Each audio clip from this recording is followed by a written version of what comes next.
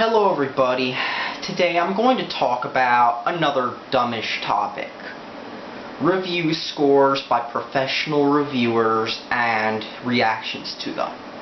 Now, long story short, many times before games are released when nobody's touched them whatsoever, unless there's a demo of course, games are sent off to reviewers, and many reviewers are going to give their thoughts on them. So, Nintendo made a new Kirby for the 3DS. Now, I have not played this game, and nobody except for the reviewers have. I watched the trailer for it just to get an idea after I heard about the drama. I'll get to that in a second, of what the game looked like. The game looked like your average Kirby game. Nothing too special.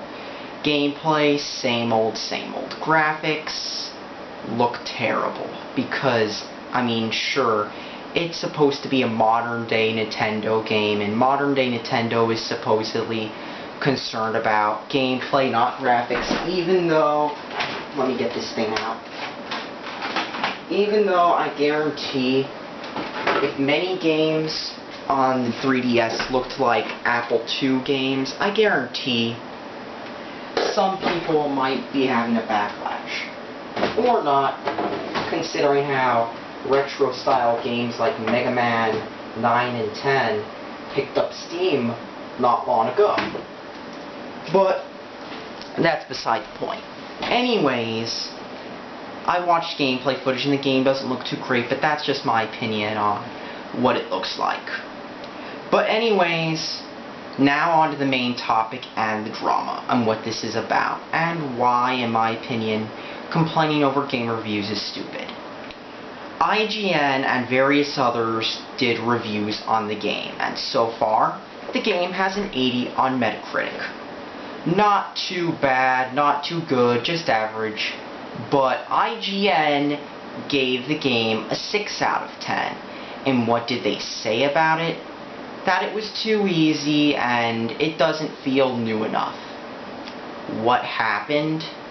Well, even though other reviewers gave it meh ratings, IGN is a popular target for what I like to call review complainers. What are these people? They show up on every IGN, GameSpot, or other paid review site every time a game, either a Mario game, a Sonic game, a Mega Man game, a Pokemon game, all these other game series, certain ones especially, if they get bad scores, they'll be there to talk about how you suck at the game, you hate the game, comments along the lines of those, or how you're not a true gamer, even though that makes no sense.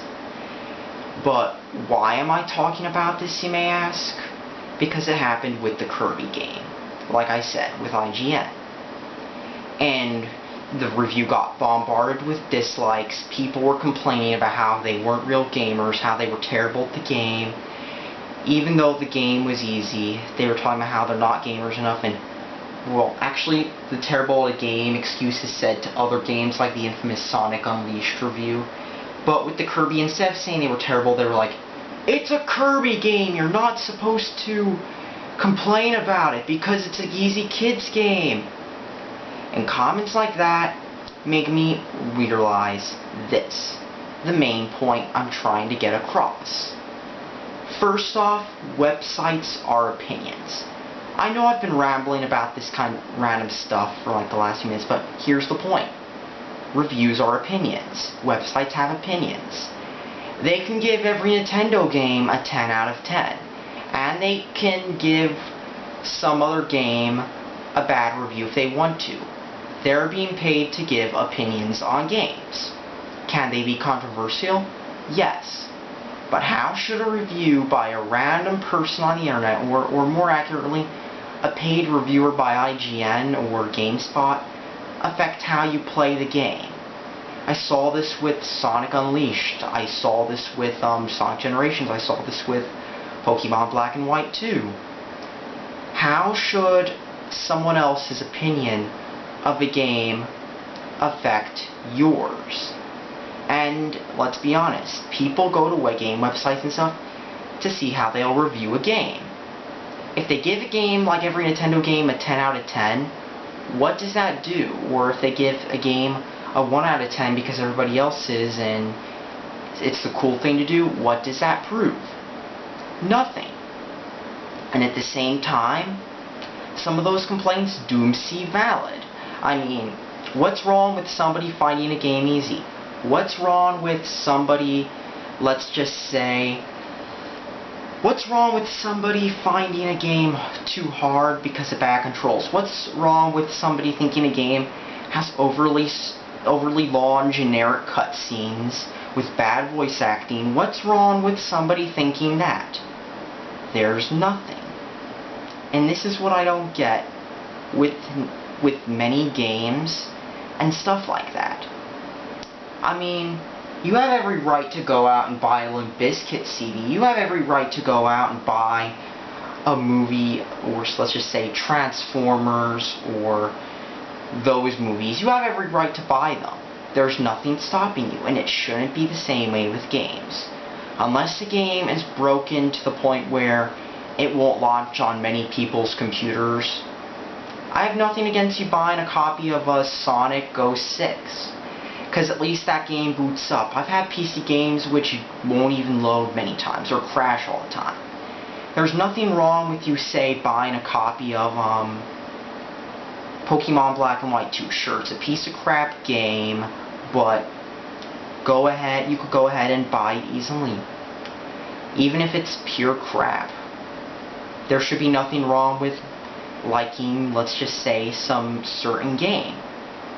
There isn't. Because honestly, what's the point in criticizing a reviewer just because he didn't give the game what you wanted him to? Just the point I thought I threw out there after I saw it yet again. I mean, people should be talking about relevant issues in gaming, and not when I log into Skype or Steam I get messages saying, oh no, somebody gave this game a low score. It's Kirby. It should be easy or something. Doesn't work out that way, and it shouldn't, because people should be complaining about stuff like games being actually terrible, like as in broken or online servers not working, not somebody doesn't like a game because of this, let's complain. This is what I don't get. Thanks for watching. Subscribe for more. And another thing, I don't know why I wore this shirt anyway.